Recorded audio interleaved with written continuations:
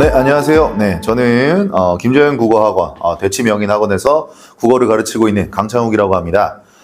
오늘은 다른 게 아니고요. 지난 1학기 기말고사 주요고 시험을 좀 분석해 드리고자, 그리고 또 앞으로 다가올 2학기를 어떻게 대비해야 될까 좀 안내를 드리고자 오늘 이 영상을 촬영하게 되었습니다. 먼저 지난 기말고사부터 분석 한번 해보겠습니다. 먼저 객관식 24문제 그리고 논술형 2문제 합쳐서 총 26문제가 출제되었습니다. 논술형이 이번에도 2문제가 나왔다는 게 좀 지난번하고 공통점일 것 같고요. 문제 개수도 사실 똑같아요. 자, 시험 범위 조금 선을 넘었습니다. 객관식은 총 22문제가 나왔습니다. 그리고 주관식까지 한 문제. 그래서 총 23문제인데요. 잠깐 다시 앞으로 가서 객관식이 24문제, 논술형 2문제, 즉 총 26문제 중에 문학에서만 23문제가 나왔습니다. 이거는요, 조금 공부하는 사람 입장에서는 좀 황당하다라고 얘기할 수 있을 것 같아요. 그 이유가 있었습니다. 일단 보시면 현대시 작품 수 한번 봐보세요. 하나, 둘, 셋, 넷, 다섯, 여섯, 일곱, 여덟, 이렇게 많은 작품 수는 제가 주요고를 맡은 이래로는 거의 처음인 것 같아요. 그 다음에 여기서 멈추지 않습니다. 핵심은 이거였어요. 관동별곡. 네, 어느 학교가 고등학교 1학년 1학기에 관동별곡을 하겠습니까? 제 기억에는 운정고나 고양외고나 이런 조금 공부를 시킨다는 학교들에서도 사실은 이런 적은 없었거든요. 주요고가 요번에 조금 선을 넘었다 이렇게 생각이 들고요. 그 다음에 현대소설 같은 경우는 이제 치숙이 들어갔고요. 그 다음에 수호제기라는 고전수필, 요거는 사실 교과서에 있는 작품이라 들어갈 수 있었습니다만 이 현대시의 개수 그리고 관동별곡은 조금 선을 넘은 게 아닌가. 그 다음에 문법 같은 경우에는 이제 한글 맞춤법이 들어갔는데요. 조금 아쉬워요. 사실 공부를 되게 많이 했는데 고작 3문제 나왔거든요. 그래서 조금 개인적으로 좀 아쉽다 이런 생각이 들고요. 자, 문학부터 조금 문학하고 문법 이제 특징, 제가 문학부터 좀 설명을 드리도록 하겠습니다. 자, 먼저 시험 범위에 해당하는 작품 수가 너무 많았어요. 아까도 말씀드렸다시피 선을 넘었다라고 말씀드렸고, 그리고 중요한 건 요거였어요. 옳은 것의 개수 문제. 요게 이제 기억부터 비읍 중에 옳은 것의 개수는 옳은 것을 모두 골라라 이런 유형의 문제인데, 사실 주역고가 이런 문제를 되게 좋아하기는 합니다. 그런데 그런 문제가 지금 9개가 나왔어요. 이건 좀 너무 많이 나왔죠. 보통 많이 나와도 한 3개에서 4개 정도인데 9문제는 조금 선을 많이 넘은 게 아닌가. 그렇기 때문에 만약에 제대로 준비를 안 한 상태에서 시험을 봤다?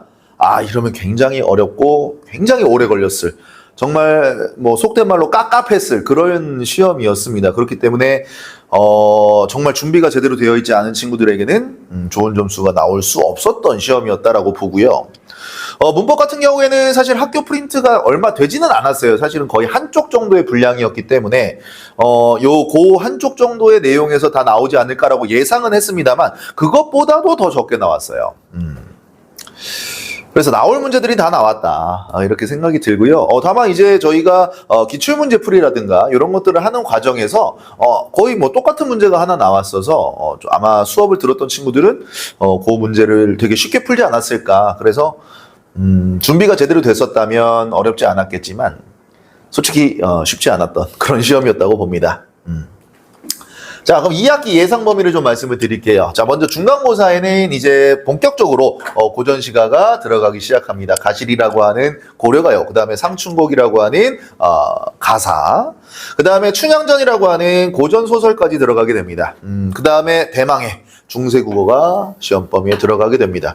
사실은 이제 맞춤법을 공부하면서 참 어렵다라는 생각을 했을 텐데요.